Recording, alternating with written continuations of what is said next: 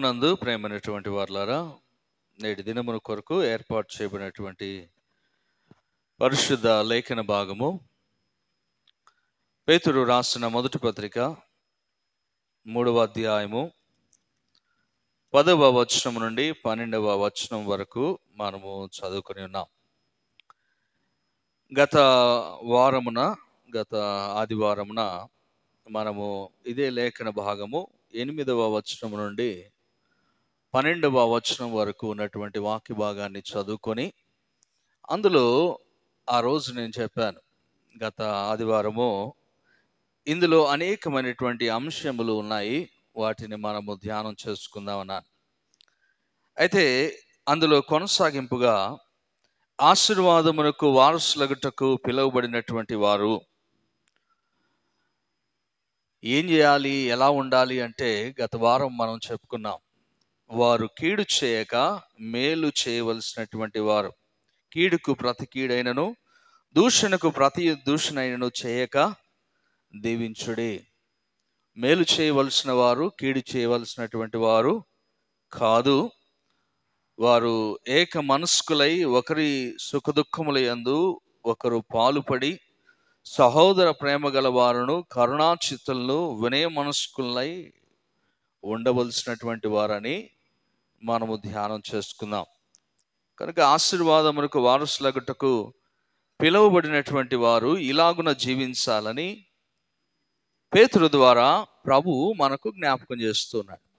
ఇక్కడ ఆ తరువాతి మాటలను మనము ధ్యానం చేసుకోగలిగితే ఈ దినమున దాని కొనసాగింపులోనే పేతురు మాట్లాడుతూ, ఆశీర్వాదమునకు వారసులగుటకు పిలువబడినటువంటి వారు కీడుకు ప్రతి కీడు దూషణకు ప్రతి దూషణ చేయక దీవించుడి డాష్ పెట్టి ఇక్కడ 10వ వచనం నుండి మనకు కంటిన్యూ అవుతున్నట్టు చూపిస్తాడు. అక్కడ ఏమని రాస్తాడు? జీవమును ప్రేమించి మంచి దినములు చూడగోరువాడు చెడ్డదాన్ని పలుకకుండా తన నాలుకను, కపటపు మాటలు చెప్పకుండా తన పెదవులను కాచుకొనవలెను. అతడు కీడు నుండి తొలగి మేలు చేయవలను, సమాధానమును వెతికి దాన్ని వెంటాడవలెను. చాలు. ప్రియమైనటువంటి వారలారా, ప్రభువు ఈరోజు మనతో జ్ఞాపకం చేస్తున్నటువంటి మాట, ఆశీర్వాదమునకు వారసులగుటకు పిలువబడినటువంటి మీరు చేయవలసినటువంటి మరొక పని ఏంటంటే, జీవాన్ని ప్రేమించాలి. Love the life. జీవమును ప్రేమించేటటువంటి గుణము ప్రభువు కోరుకున్నది, మానవాళి కొరకు తన ప్రాణమును అర్పించినది, మానవాళి నిమిత్తము లోకానికి పంపించబడినది. కారణము మానవుడు జీవాన్ని పొందుకోవడానికి. మనకు తెలుసు, ఆది కాండములో ఆదాము అవ్వ సృజింపబడినప్పుడు జీవము కలిగిన వారే. సృజింపబడినప్పుడు ప్రభు జీవాత్మను ఊదగా నరుడు జీవించనని లేఖనము చాలా స్పష్టంగా మనం చదువుకుంటూనే ఉంటాం. అక్కడ వ్రాయబడుతున్నది కూడా ఆ మాట. జీవము కలిగించేటటువంటి ఆత్మ దేవుడు నరుడికి ఇచ్చాడు. అయితే ఆ జీవమును కలిగించే ఆత్మనే నరుడు పోగొట్టుకున్నాడు. పాపము చేసి ప్రభు యొక్క మాటను తిరస్కరించి తృణీకరించి వారు పాపములో పడిపోయి ఆ జీవాన్ని పోగొట్టుకున్నారు. అందుకే ప్రభువు ఆ మాటను అనేక పర్యాయాలు తన పరిచర్యలో కూడా జ్ఞాపకం చేస్తాడు. ఒకవేళ మనం చూడగలిగితే యోహాను సువార్త 1వ అధ్యాయంలోనే ప్రభు యొక్క ఉద్దేశాన్ని జ్ఞాపకం చేస్తున్నటువంటి మాటల్లో మనం చూడొచ్చు. 1వ అధ్యాయము 4వ వచనంలో జ్ఞాపకం చేస్తాడు. ఎక్కడుందట జీవము? ఆయనలో జీవముండెను, ఆ జీవము మనుషులకు వెలుగై ఉండెను. ఆయనలో ఉన్నటువంటి జీవము మనుషులకు వెలుగై ఉన్నటువంటిది. అంటే మనుషులను జీవింపచేస్తున్నటువంటిది. అందుకే కడపటి ఆదాము జీవింపచేయు ఆత్మ అంటాడు. ప్రభువును గురించి, యేసు ప్రభు వారిని గురించి జ్ఞాపకం చేయబడుతున్న మాట అది. సో జీవమును ప్రేమించడం, జీవమును ప్రేమించడం, జీవాన్ని ప్రేమిస్తున్నాము అనేటువంటి ఆలోచన మనం ఏమంటామంటే, నేను ప్రభువును ప్రేమిస్తున్నాను, నా బిడ్డలను ప్రేమిస్తున్నాను, వాక్యాన్ని ప్రేమిస్తున్నాను. సో మనం చెప్పడానికి వస్తే వీటన్నిటిని చెప్పుకుంటూ వస్తాం. కానీ పేతురు స్పెసిఫిక్గా రాస్తున్నటువంటి మాట జీవమును ప్రేమించుచు అంటాడు. జీవమును ప్రేమించేటటువంటి స్థితి ప్రతి క్రైస్తవునికి రావాలి. మన తృష్ణ, మనం వెతుకులాడుతున్నది, మన ప్రయాస పడుతున్నది జీవము కోసమే.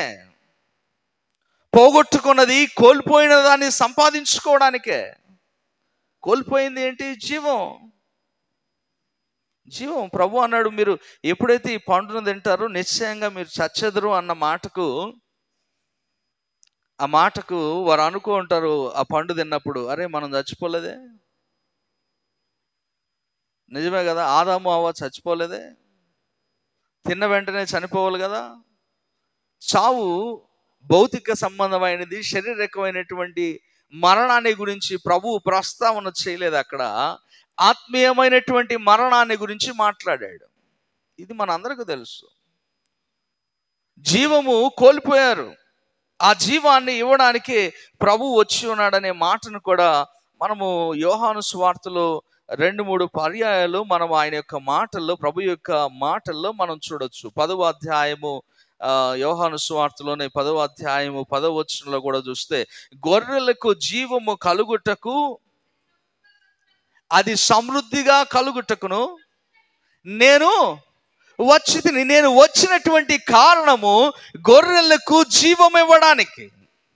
To give life to my people. నా జనాంగానికి, నా ప్రజలకు, నా గొర్రెలకు నేను జీవం ఇవ్వడానికి వచ్చాను. That is my purpose. దేవుడు ఈ లోకానికి పంపించబడడానికి, ఈ లోకంలో ఆయన యొక్క మరణ పునరుద్ధానములు ఆయన జరిగించుకోవడానికి కారణము నీకు నాకు జీవాన్ని ఇవ్వడానికి. To give life to you and me. క్రైస్తవులు, ప్రభు చేత పిలువబడినటువంటి వారందరూ జీవము కలిగినటువంటి వారిగా ఉండాలి అని, జీవాన్ని పొందుకోవడానికే ప్రభు వచ్చాడు. సో ఈరోజు ప్రశ్న, జీవము, ఆ జీవమును ప్రేమిస్తున్నావా? Do you love that which God is given to your life? నీకు దేవుడు ఇచ్చినటువంటి జీవాన్ని, దేవుడు నీ కోసము ఈ లోకంలోనికి వచ్చి మరణించి పునరుద్ధానుడై నీకు అనుగ్రహించిన ఆ జీవాన్ని నువ్వు ప్రేమిస్తున్నావా? Maybe we talk about love more. ప్రజల కోసం, మన పొరుగువాడి విషయంలోనో, పక్కవాడి విషయంలో, కుటుంబం విషయంలోనో, మరొకడు వాళ్ళని ప్రేమిస్తున్నా, వీళ్ళని ప్రేమిస్తున్నా, రైట్? భౌతిక సంబంధంగా మనం చూస్తున్నాం, కానీ ఆత్మీయమైనటువంటి జీవాన్ని నీవు ప్రేమించడం ప్రారంభిస్తే భౌతిక సంబంధంగా మనుషులను ప్రేమించడం చాలా సులువైపోద్ది, తెలుసా? జీవాన్ని ప్రేమించినప్పుడు దాన్ని పోగొట్టుకోకుండా ఉండడానికి చాలా ప్రయత్నం చేస్తాం. యోహాను సువార్త 14వ అధ్యాయము 6వ వచనంలో కూడా అంటాడు కదా, నేనే మార్గమును, సత్యమును, జీవమును. I'm the way, I'm the truth and I'm the life. ప్రభువే జీవము. ఆ జీవమును ప్రేమిస్తున్నావా? ప్రభువు నీకు ఇచ్చినటువంటి జీవాన్ని ప్రేమిస్తున్నావా? ఒకవేళ నీవు జీవమును ప్రేమించు వాడవైతే, నీవు జీవమును ప్రేమిస్తున్నటువంటి వాడవైతే, ఆ లేఖనములో చదువుకున్నటువంటి వాక్య భాగములో తరువాతి మాటలు నీవు పాటించవలసిన వాడవు. ఏం రాయబడతాయంటే 3 విషయాలు అక్కడ రాయబడతాయి, నేను జ్ఞాపకం చేస్తాను. He who love life and see good days, let him keep his tongue, let him avoid evil, let him seek peace. 3 విషయాలు చేస్తాడు. ఒకవేళ నీవు జీవాన్ని ప్రేమిస్తున్న వాడవైతే 3 విషయములు నువ్వు ఈరోజు జ్ఞాపకం చేయబడుతున్నాయి నీకు. ఒకటి, నీ నాలుకను కాచుకో. నీ నాలుకను కాచుకో, జాగ్రత్త. నీవు జీవమును ప్రేమిస్తున్న వాడవైతే let him keep his tongue from evil.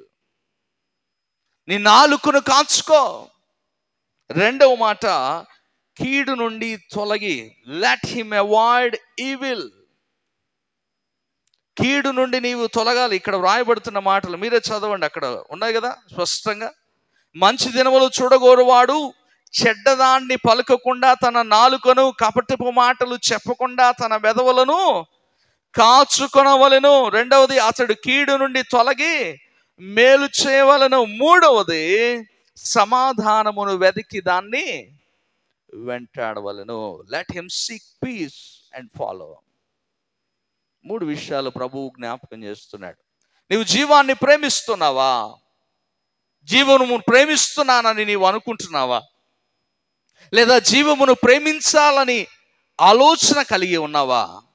అయితే నువ్వు చేయాల్సినటువంటి మొదటి పని, నీ నోటిని కాచుకో. ఎందుకంటే నాలుక పాపము చేయడానికి మొదటి స్థానంలో ఉంటుందట. పాపము చేయడానికి, తొందరపడి మాట్లాడడానికి ఈ నాలుక, నరము లేని నాలుక ఎన్నైనా మాట్లాడద్దు, ఏమైనా మాట్లాడద్దు. కనుకనే ప్రభు జ్ఞాపకం చేస్తాడు, నాలుకను కాచుకొనవలసినటువంటి వారము. యాకోబు పత్రిక మొదటి అధ్యాయము 26వ వచనాన్ని చూడండి. ఎవడైనను తన నోటికి కళ్ళెము పెట్టుకొనక తన హృదయమును మోసపరుచుకొనుచు భక్తి గలవాడనని అనుకుని ఎడలా వాని భక్తి వ్యర్థమే. చాలు. ఎవడైనా ఒకవేళ తన నోటికి కళ్ళెము పెట్టుకోకుండా తన హృదయమును మోసం చేసుకుంటూ ఉంటే అలాంటి వాడి భక్తే కాదు, ఆ భక్తి వ్యర్థము అంటాడు. It is useless. నీవు ఒకవేళ నీ నోటిని కాచుకోకుండా, నీ నోటికి కళ్ళెము పెట్టుకోకుండా, చెడ్డ మాటలు పలుకోకుండా, కపటపు మాటలు నీ పెదవుల గుండా రానీయకుండా నీవు కాచుకోకపోతే దాని అర్థం నీ భక్తి వ్యర్థము. ప్రియమైనటువంటి వారలారా, ప్రభు మాటలు చాలా ఖచ్చితంగా ఉంటాయి, గుర్తుపెట్టుకోండి. ప్రభువు మనతో మాట్లాడుతున్నప్పుడు ఖచ్చితంగా ఇలాగున చేయాలంతే. ఇక దాంట్లో మనకు దాన్ని మార్చుకోవడానికో లేకపోతే మరో రీతిలో అర్థం చేసుకోవడానికో లేదు. అందుకే ఇక్కడ అంటాడు చూసారా, కపటపు మాటలు చెప్పకుండా. కపటపు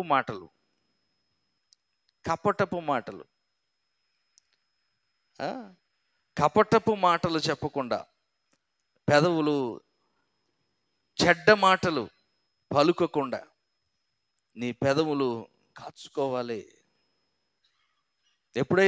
ఎప్పుడైతే ఆత్మీయమైన జీవితంలో జీవాన్ని ప్రేమిస్తున్నటువంటి నీవు నీ నాలుకను కాచుకోలేకపోతే ఏం ఉపయోగం లేదండి. నాలుకను కాచుకోవాలి, చాలా కంట్రోల్లో పెట్టుకోవాలి. నాలుకను తొందరపడి మాట్లాడతారు చాలాసార్లు.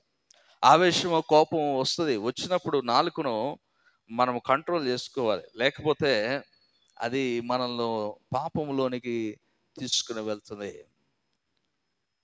కపటపు మాటలు లేకపోతే పాపముతో కూడినటువంటి నాలుక ఉంటే మన భక్తి ప్రయోజనకరం కాదు, వ్యర్థము అంటాడు. 140వ కీర్తన ఈరోజు ఉత్తర ప్రత్యుత్తర రీతిగా మనం చదువుకున్నాం. 140వ కీర్తన, అందులో ఒక మాట రాయబడుతుంది. 140వ కీర్తన 2వ వచనము, 3వ వచనం చూడండి. పాము నాలుక వలె వారు తమ నాలుకలు వాడి చేయుదురు, వారి పెదవుల కింద సర్ప విషం ఉన్నది. నాలుకతో పెదవులతో పాపము చేసేవాడు, వాని గురించి వ్రాయబడుతున్నటువంటి మాట, భక్తిహీనుడైనటువంటి వాని గురించి వ్రాయబడుతున్నటువంటి మాట, పాము నాలుక వలె వారు తమ నాలుకలు వాడి చేస్తారంట, పదును చేసుకుంటారట. ఇదేమన్నా కత్తి? కత్తి కంటే డేంజరు నాలుక, తెలుసా? కత్తి కంటే డేంజరస్. కత్తితో కోస్తే తర్వాత కుట్లేసుకోవచ్చు, మానుద్ది. కానీ నాలుగుతో వేశారనుకోండి ఘాటు, ఇక దానికి నయం లేదు. ఎందుకంటే అది లోపల అవుద్ది. కత్తి బయట చేస్తుంది గాయం, కానీ నాలుక హృదయాన్ని గాయం చేస్తుంది. కనుకనే ప్రభు అంటాడు, నీ నాలుకను కాచుకో, నీ నాలుకకు కళ్ళెము పెట్టుకో. అదే యాకోబు పత్రిక 3వ అధ్యాయంలో మనం చూడగలిగితే ఇంకా వివరంగా వ్రాస్తాడు 5వ వచనముల నుండి, అలాగుననే నాలుక కూడా చిన్న అవయవమైనను బహుగా అదిరిపడును. అదిరిపడును అంటే అతిశయించినట్ట. చిన్నదైనా అతిశయించును. కింద అంటాడు నోటు దానికి 4వ మాటకు, అతిశయపడును. ఎంత కొంచెము నిప్పు ఎంత విస్తారమైన అడవిని తగలబెట్టును. నాలుక అగ్ని. దేంతో పోలుస్తున్నాడు చూడండి, నాలుకను దేంతో పోలుస్తున్నాడు అలసా? అగ్నితో పోలుస్తున్నాడు. ఒక చిన్న అగ్గి రవ్వ, చిన్నది, ఒక చిటికెడు కనపడనంత ఒక చిన్న అగ్గి మంట, చిన్న మంట, ఒక అగ్గిపుల్ల అనుకోండి, అగ్గిపుల్ల, ఒక అగ్గిపుల్ల ఒక అడవిని తగలబెట్టుద్ది. సింగిల్ మ్యాస్టిక్, ఒక్కటే. ఇక్కడ అదే అంటాడు, ఎంత కొంచెము నిప్పు ఎంత విస్తారమైన అడవిని తగలబెట్టును. నాలుక అగ్నియే. నాలుక మన అవయవంలో ఉంచబడిన పాప ప్రపంచమై సర్వ శరీరమునకు మాలిన్యము కలుగు చేయొచ్చు, ప్రకృతి చక్రమునకు చిచ్చు పెట్టును. అది నరకము చేత చిచ్చు పెట్టబడును. ఇంకో మాట ఉంటుంది ఆ తర్వాత చూడండి, మృగపక్షి సర్ప జలచరములలో ప్రతి జాతియు నరజాతి చేత సాధు కాజాలును గాని, సాధు ఆయన గాని ఏం కాదంట సాధు, ఏ నరుడును నాలుకను సాధు చేయ నేరడు. అందుకే too dangerous, your tongue is too dangerous. జంతువులను, మృగములను, జలచరములు, ఎన్నైనా ప్రపంచంలో ఉన్నటువంటి ప్రతి జంతువును కూడా నువ్వు సాధు చేయొచ్చంట, మృగ జంతువులు, సింహాలను కూడా. కానీ ఇది ఉందే, నువ్వు చేయలేవు, నువ్వు సాధు చేయలేవు. కాబట్టి దానికి కళ్ళెము పెట్టుకో. నువ్వు సాధు చేయలేవు కాబట్టి దాన్ని కాచుకో. చాలా స్పష్టంగా ప్రభు అంటున్నాడు, ఆశీర్వాదమునకు వారసులగుటకు పిలువబడినటువంటి వారు జీవాన్ని ప్రేమిస్తారు. జీవాన్ని ప్రేమించినటువంటి వారు తమ నాలుకను కాచుకోవాలి. ఈ మాట గుర్తుపెట్టుకోండి బాగా. ఎప్పుడైనా నువ్వు మాట్లాడ పరిస్థితి వస్తే, నీ నోటి నుండి తొందరపడి నీవు ఇతరులను దూషించడానికి సిద్ధపడితే, వెంటనే గుర్తు చేసుకో, నీ నాలుకను కంట్రోల్ చేసుకోవాలి. నువ్వు you have to control your tongue. నీ నాలుకను, నువ్వు పెదవులను నువ్వు కాచుకొనవలసినటువంటి వాడు. ఎందుకంటే ఎవడును దాన్ని సాధు చేయలేడు. అది మరణకరమైన విషముతో నిండినది. దేంతో నిండిందట? అది మరణకరమైనటువంటి విషంతో నిండిందంట అది. అందుకే నాలుక చాలా జాగ్రత్తగా ఉండాలి. అన్నిటికీ మూలం ఇదే, అన్ని పాపాలకు మూలం ఇదే అవుద్ది, నాలుక. అందుకే జాగ్రత్త. ఒక మాట మాట్లాడుతున్నావా, ఇతరులను నొప్పిస్తున్నావా, నువ్వెలా మాట్లాడుతున్నావు ఒకసారి ఆలోచన చేసుకో. ప్రియమైనటువంటి వారలారా, లేఖనంలో ఉన్నటువంటి మాటలు మనకు ప్రభువు జ్ఞాపకం చేస్తున్నాడు. సామెతల గ్రంథము 13వ అధ్యాయము 3వ వచనము. 13వ అధ్యాయం 3వ వచనం. తన నోరు కాచుకునేవాడు, ఏమండి, తన నోరు కాచుకునేవాడట ఏమవుద్ది? తన్ను కాపాడుకుంటాడట. మిమ్మల్ని మీరు కాపాడుకోవాలంటే మీ నోరు కాచుకోవాలి. మీ నోరు కాచుకోకపోతే ప్రభు యొక్క ఉగ్రత నుండి మిమ్మల్ని తప్పించడము ఎవరి తరము కాదు. మీకు మీరే, మిమ్మల్ని మీరే కాచుకోవాలి. మీ నోరు మీరే కాచుకోవాలి, లేకపోతే మిమ్మల్ని మీరు కాపాడుకోలేరు. సామెతల గ్రంథంలోనే ఇంకొక మాటను చూద్దాం. 21వ అధ్యాయం, సమయం వెళ్ళిపోతుంది. 21వ అధ్యాయం 23వ వచనం. నోటికి నాలుకను భద్రము చేసుకునేవాడు శ్రమల నుండి తన ప్రాణమును కాపాడుకొనును. గుర్తుపెట్టుకోండి, మీ శ్రమల నుండి మిమ్మల్ని మీరు మీ ప్రాణమును ఎలా కాపాడుకోగలుగుతారంటే ఎలా? నోటిని నాలుకను భద్రము చేసుకున్నప్పుడు. అందుకే తొందరపడి మాట్లాడకూడదు.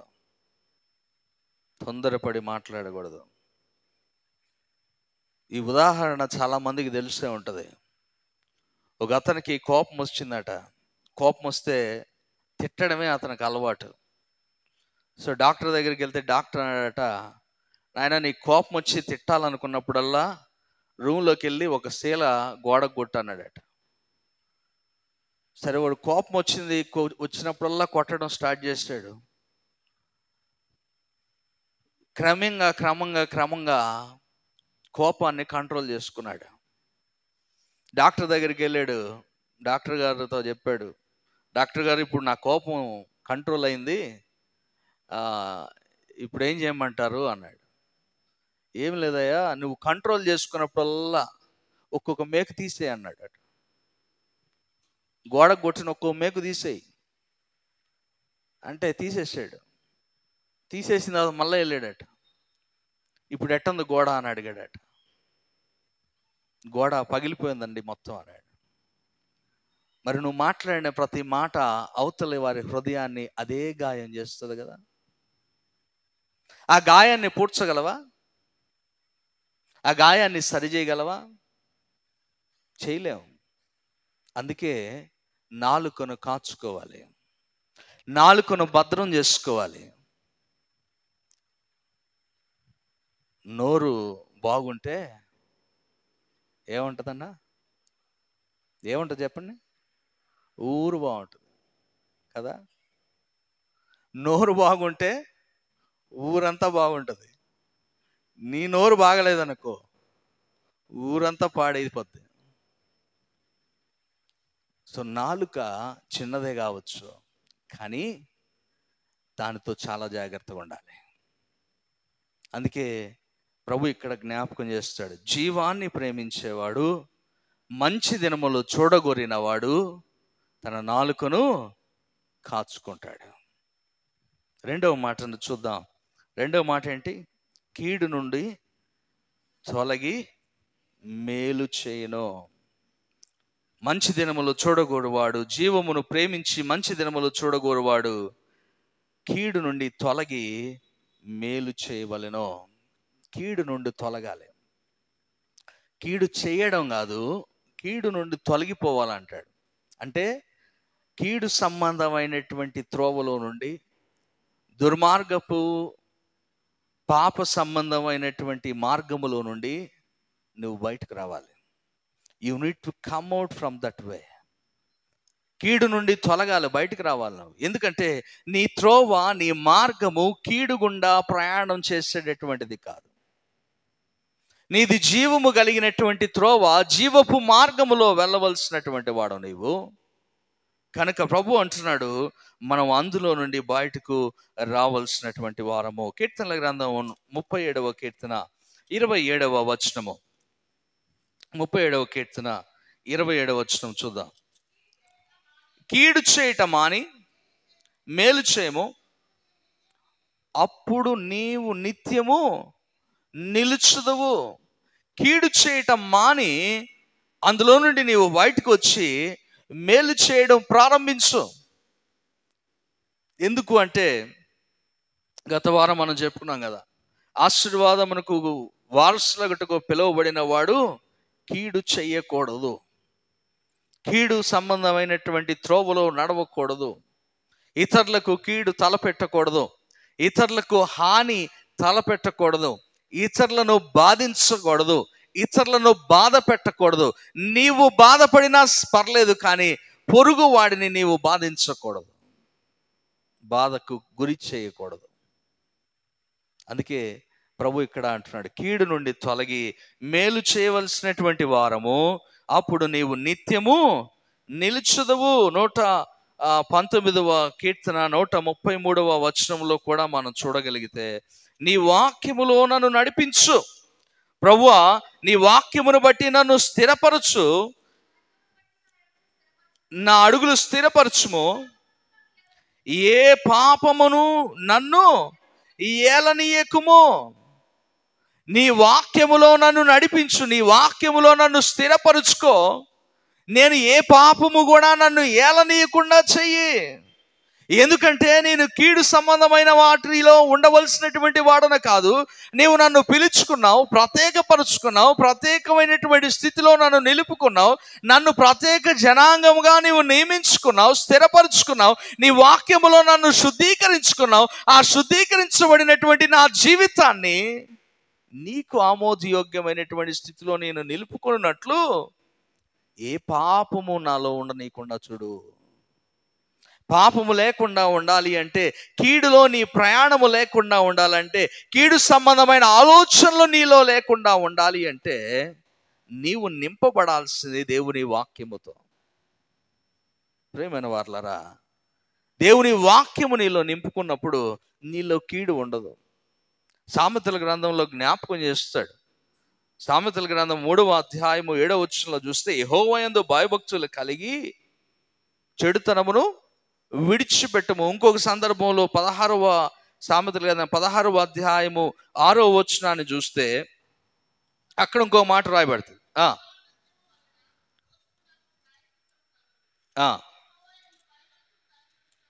యెహోవా యందు భయభక్తులు కలిగి ఉండుట వలన మనుషులు చెడుతనము నుండి తొలగిపోదురు. కీడు నుండి మనం ఎలా తొలగిపోగలుగుతామంటే, కీడులో నుండి మనం ఎలా బయటకు రాగలుగుతామంటే, పాపములో నుండి మనం ఎలా బయటకు రాగలుగుతామంటే, దానికి మనకు ప్రత్యామ్నాయం లేకపోతే మనకు పరిష్కారము ప్రభు జ్ఞాపకం చేస్తున్నాడు. ఏంటి పరిష్కారం అట? ఏముందండి పరిష్కారం అక్కడ? యెహోవా యందు భయభక్తులు కలిగి ఉండుట వలన మనుషులు చెడుతనము నుండి తొలగిపోవుదురు. దేవుని యందు భయభక్తులు నిలిపి ఉండుట వలన, కలిగి ఉండుట వలన నీవు కీడులో నుండి, పాపములో నుండి, దోషములో నుండి నీవు తొలగిపోతావు, బయటకు రాగలుగుతావు, చెడుతనములో నుండి బయటకు రాగలుగుతావు. కనుక ప్రభు అంటున్నాడు, జీవమును ప్రేమించేవాడు, జీవమును ప్రేమిస్తున్నవారు కీడు నుండి తొలగాలి అంటే దేవుని యందు భయభక్తులు నిలపాలి. దేవునిలో ఎక్కువ ఎదగడము, దేవునిలో ఎక్కువ భాగము తన జీవితాలను ప్రభువుతో గడపడం చేస్తే పాపములో నుండి, దోషములో నుండి, లోకములో నుండి బయటకు రాగలుగుతాం. నువ్వు ఆడే ఉంటా, నేను దోషములోనే ఉంటా, పాపంలోనే ఉంటా, లోకములోనే ఉంటా, కానీ ప్రభువును స్తుతిస్తా అంటే నువ్వు చేయలేవు. ఇది వేరు, అది వేరు. ఈ త్రోవ వేరు, ఆ త్రోవ వేరు. ఇది ప్రభు దగ్గరకు తీసుకుని వెళ్ళే త్రోవ, ఇది నరకంలోనికి తీసుకుని వెళ్ళే త్రోవ. నేను రెండిటికి మధ్య ఉంటాను అంటే కుదరదు. ప్రభు చాలా స్పష్టంగా జ్ఞాపకం చేస్తున్నాడు, మనము చెడుతనమును విడిచిపెట్టవలసినటువంటి వారము. మరొక మాటను కూడా చదువుకుందాం. యోబు గ్రంథము 28వ అధ్యాయం. యోబు గ్రంథము 28వ అధ్యాయము 28వ వచనము. మరియు యెహోవా యందలి భయభక్తులే జ్ఞానమనియు, దుష్టత్వము విడిచుటయే వివేకమనియు ఆయన నరులకు సెలవిచ్చును. దేవుడు నరులకు సెలవిచ్చినటువంటి మాట ఏంటంటే, ఇదిగో భయభక్తులు కలిగి ఉండడమే జ్ఞానం, దుష్టత్వాన్ని విడిచిపెట్టడమే వివేకం. విడిచిపెట్టకుండా నేను భక్తిలో ఉంటాను అంటే వివేచన జ్ఞానము లేకుండా వివేకము రెండు ఉండవు కదా. అందుకే అంటాడు, దుష్టత్వాన్ని విడవాలా, భక్తిలో ఉండాలా. అది విడవాలా, ఇందులో ఉండాలా. అది విడవను, ఇక్కడే ఉంటాను అంటే కుదరదు. ప్రియమైన వారలారా, చాలాసార్లు మన జీవితంలో ఇలాగే ఉంటుంది. ఒక చేత్తో లోకాన్ని పట్టుకొని, ఒక చేత్తో పరిశుద్ధ గ్రంథాన్ని పట్టుకొని, దేవుని వాక్యాన్ని పట్టుకొని ఇది వదలను ఇది వదలను అంటావు. అది ఎట్లా? అది కుదరదు. ఇది వదలను ఇది వదలను అంటే కుదరదు. అందుకే ప్రకటన గ్రంథంలో ఏం వాడబడుతుంది? అయితే నీవు వెచ్చగానైనా ఉండు, లేదా చల్లగానైనా ఉండు. నులువెచ్చని ఎలా? రెండు పట్టుకుంటే నులువెచ్చనే కదా. అయితే అటన్నా ఉండాలి, లేదా ఇటన్నా ఉండాలి. ప్రేమైనటువంటి వారలారా, ప్రభువు జ్ఞాపకం చేస్తున్నాడు, నీవు విడిచిపెట్టకుండా, లోకాన్ని విడవకుండా ప్రభువును పట్టుకోవడం సాధ్యం కాదు. ప్రభువు నిన్ను పట్టుకోవడము సాధ్యం కాదు. ఒక వ్యక్తి ఒక అరణ్యంలో ప్రయాణం చేస్తూ పోతున్నాడట. పోతూ ఉంటే అరణ్యంలో జారి ఆ కొండ చర్యల్లో నుండి పడిపోయాడు. పడిపోయి ఏదో ఒక ఆధారం దొరికితే దాన్ని పట్టుకున్నాడు. పట్టుకొని ప్రభువుకు మొరపెడుతున్నాడు, ప్రభువా నేను పడిపోయినా నన్ను పట్టుకో అన్నాడు. పడిపోయినాడు నా బిడ్డ అని దేవుడు వచ్చి, సరే నాయనా నువ్వు వదిలే, నేను పట్టుకుంటా అన్నాడు. ఇదేంది ప్రభువా, నేను వదిలేస్తే నువ్వు నా పట్టుకుంటావు? నేను ఒక వేరో ఏదో కొమ్మ పట్టుకొని ఏలాడుతున్నా నేను. ఇప్పుడు ఈ కొమ్మ వదిలితే నేను లోయలో పడతా. ఈ కొమ్మ వదిలితే నేను లోయలో పడతా. నీవు అంటున్నావు కొమ్మ వదులు, నేను పట్టుకుంటా అంటున్నావు. నేను వదిలితే ఎట్లా? నువ్వు పట్టుకోకపోతే? నేను పడేటప్పుడు నువ్వు లేవు, నేను ఇప్పుడు పిలిస్తే వచ్చావు. ఇప్పుడు నేను నిన్ను వదిలితే నువ్వు నన్ను పట్టుకోకపోతే ఎట్లా? లేదు ప్రభువా, నేను ఇది పట్టుకొనే ఉంటా, నువ్వు నన్ను పట్టుకో అన్నాడు. అట్ట కుదరదు. నువ్వు వదులు, నేను పట్టుకుంటా.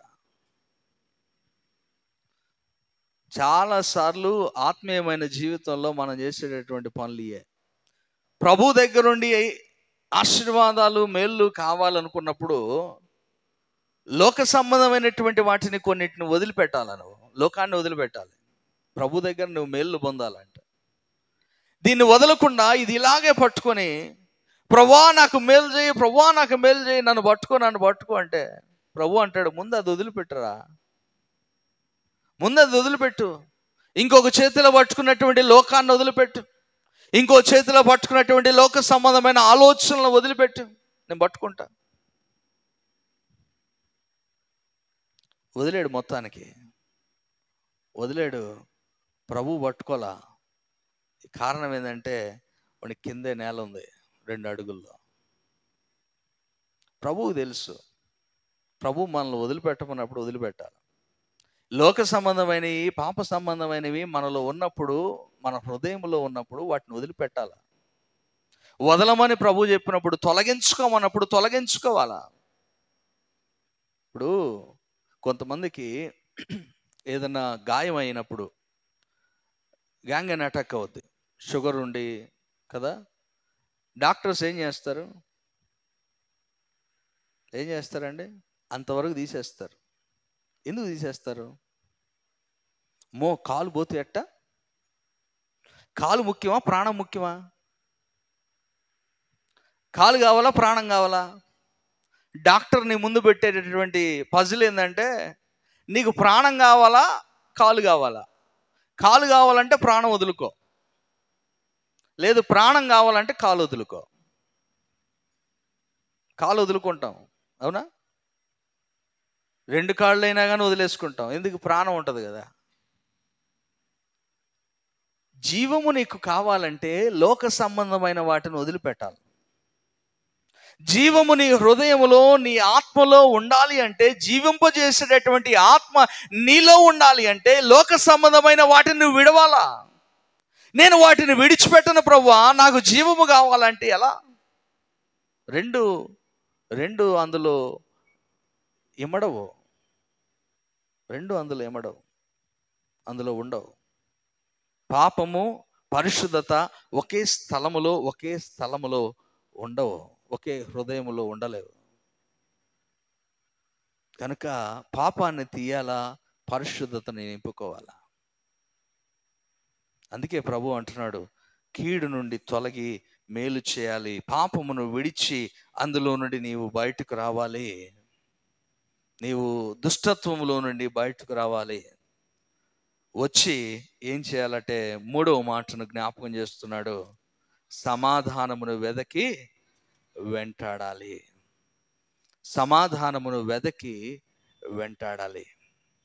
You have to seek the peace and follow. నాకు సమాధానం ఎదురొస్తే నేను వెంబడిస్తాను కాదు, సమాధానాన్ని వెతుకులాడు. చాలాసార్లు మన ఎదురుగా వస్తే కూడా సమాధానకరమైన పరిస్థితులు మనకి ఎదురు పడితే కూడా సమాధాన పడం, వ్యక్తులతో కానీ దేవునితో కానీ. ప్రేమైన వారలారా, ప్రభు జ్ఞాపకం చేస్తున్నాడు, నీవు సమాధాన పడవలసినటువంటి సమయంలో నీ ఎదుట ప్రభువు సమాధానకరమైన పరిస్థితులను కల్పించినప్పుడు నీవు సమాధాన పడకపోతే ప్రభువు దానిని మెచ్చడు. ఇక్కడ చాలా స్పష్టంగా జ్ఞాపకం చేస్తాడు, సమాధానమును వెదకి వెంటాడే. Let him seek peace and follow. Let him seek the peace. సమాధానాన్ని వెతకాలి. ఎక్కడ దొరుకుద్ది? ఎటు వెళ్తే నేను సమాధానం పొందుకోగలుగుతాను? ఈ వ్యక్తితో నాకు సమాధానం కావాలి, కాబట్టి నేను ఏం చేస్తే ఈ వ్యక్తితో నేను సమాధాన పడచ్చు? ఎలా ఉంటే ఈ వ్యక్తితో నేను సమాధాన పడచ్చు? నా నుండి ఏమి ఆశిస్తున్నాడో ఆ వ్యక్తి జీవితంలో అతనితో నేను సమాధాన పడాలంటే ఏం చేయాలి? You need to seek. వెతుకులాడు. నీ ఎదుట కనపడకపోవచ్చు, నీ ఎదుట ద్వారాలన్నీ, మార్గాలన్నీ మూసివేయబడినట్లు ఉండొచ్చు, కానీ నువ్వు వెతుకులాడు. సామెతల గ్రంథంలో ఒక మాట ఉంటుంది, సమాధానమును కరమైనటువంటి ఆలోచన చెప్పేవాడట సంతోషభరితులవుతారట. సమాధాన పరచడానికి ఆలోచన చెప్పరు ఎవరు కూడా. ఇద్దరు ఒకవేళ కొట్టుకుంటే ఇంకా వాళ్ళ మధ్యలో పోస్తారు, ఎందుకంటే వాళ్ళిద్దరు కొట్టుకోవడం వీడికి బాగా ఇష్టం కాబట్టి. చాలా దుర్మార్గం, పాపానికి మించిన పాపం అది చెప్పాలంటే. వాళ్ళిద్దరన్నా దేవుని చేత క్షమించబడతారేమో కానీ పాపానికి ఆజ్యం పోసినాడు నీకు మాత్రం క్షమాపణ ఉండదు. చూడండి కావంటే సామెతల గ్రంథము 12వ అధ్యాయము 20వ వచనం.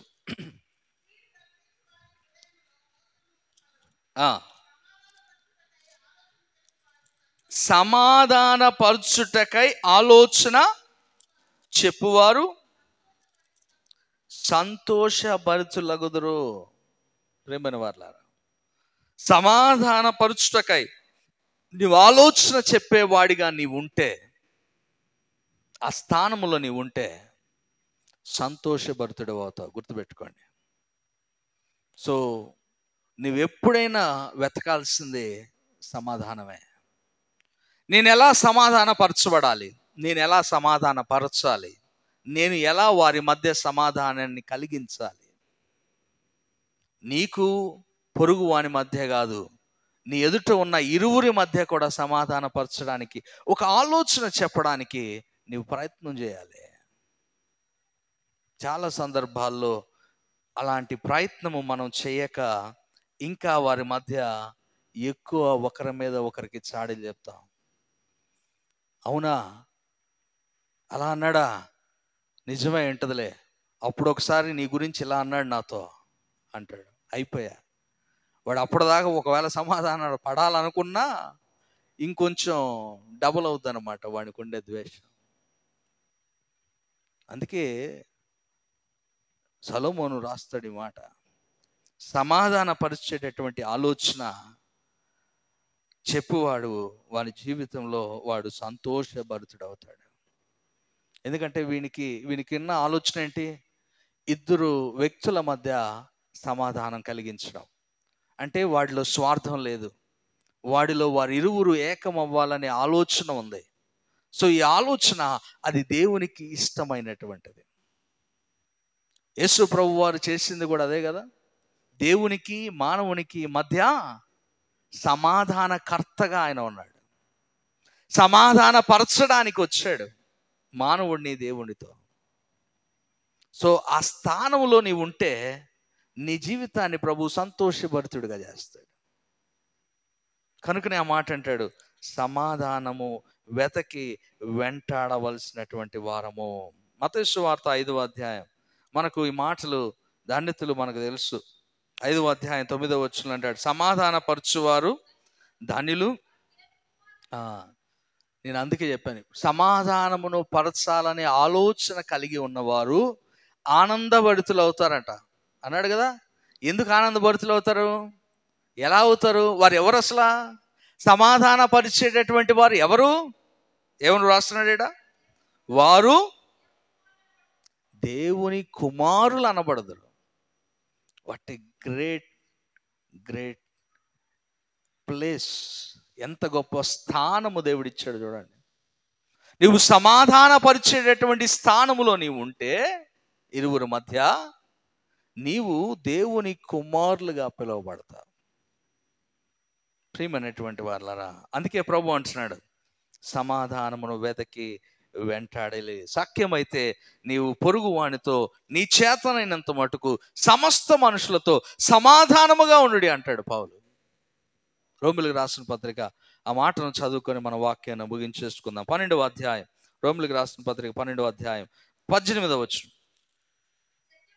సాధ్యమైతే మీ చేతనైనంత మట్టుకు సమస్త మనుషులతో సమాధానముగా ఉండుడి, కీడుకు ప్రతి కీడైనను చేయవద్దు, మనుషులందరి దృష్టికి యోగ్యమైనటువంటి దాన్ని గురించి ఆలోచన కలిగి ఉండుడి అని చెప్పి ఆ తర్వాత అంటాడు, సఖ్యమైతే మీ చేతనైనంత మటుకు సమస్త మనుషులతో సమాధానముగా ఉండుడి. నీవు చేయగలిగినంత మటుకు, అంటే నీకు నువ్వే హద్దు పెట్టుకోకు, నేను ఇంతవరకే వానితో సమాధాన పడతా, ఇంతవరకే వానితో నేను సమాధానంగా ఉంటా.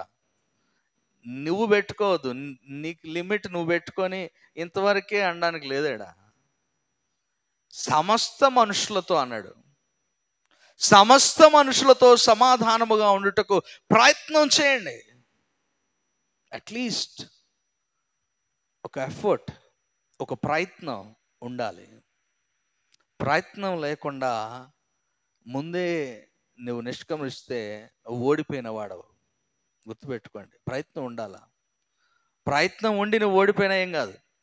ఇప్పుడు నువ్వు సమాధాన పడడానికి అవతల వ్యక్తితో సమాధానకరంగా నువ్వు మాట్లాడినా అవతల వ్యక్తి రిసీవ్ చేసుకోలేదనుకో, వదిలే, నీకు సంబంధం లే. ఇంకా నువ్వు సమాధానాలు పడాలనుకున్నావు దేవుని ఎదుట, దేవునికి తెలుసా విషయం, దేవుడు చూస్తున్నాడు, చూశాడు.